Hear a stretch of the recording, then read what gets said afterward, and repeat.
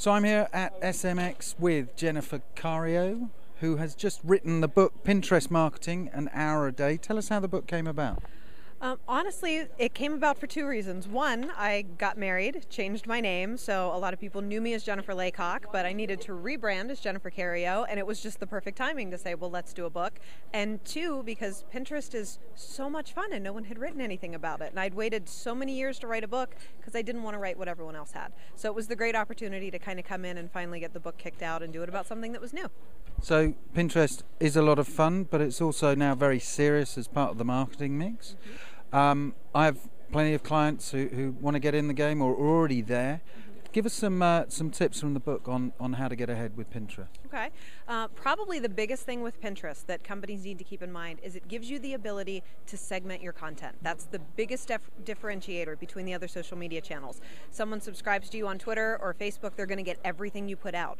On Pinterest, they can choose to follow a single board. So now you have this amazing opportunity to really dig deep into the specific topics that fit your company but might not be of interest to every single person that you're interacting with. So it's a great way for companies to really kind of target from that perspective that they can't do on some of the other channels. So that's a big one. The second is with image marketing coming up so big all across social media, you know, Facebook and Instagram and everywhere, Pinterest is a great place to go in and do some testing to see what works. So figure out what are people willing to repin. Go in and run the searches to see what types of images are showing up based on different keywords. It's a great way to get some really good competitive analysis of what your competitors are doing, what's working within your specific topic, and then to be able to go back and create even better content on your own. So with small brands that like maybe luckily have an online marketing manager, they've got Twitter, they've got Facebook, if they're B2B, they've got, where does Pinterest fit into the marketing mix? Well, Pinterest can fit in on your content marketing side if you want to specifically create content to try and have it go viral on Pinterest and get some of the interest level. But it's also the type of thing that because you can go in and curate content rather than creating content, it's also a really quick and easy way to build up a presence somewhere else online without having to do all of the editorial content, all of the calendar, all the planning. So if you've got someone, an intern or the people that are already involved in your company and you're having them pin the great content they find during their everyday web surfing, now you're building up another channel and more information without having to create more things. So the curation also really gives it a good differentiation point.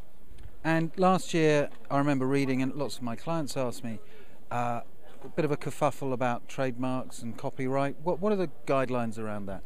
Well, the general concern on Pinterest was people are taking the images off your site and they're pinning them to Pinterest onto another site. Now that's great if it's linking back to your site. The danger is someone comes in and says, I'm going to do a compilation blog post of ideas and I'm going to pull all these images, but I'm not going to include the original links.